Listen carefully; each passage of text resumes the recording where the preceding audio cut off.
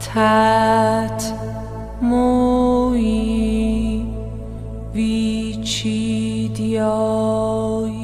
یکی از اعتقادات زرتشتیان سفره بیبی سه‌شنبه است.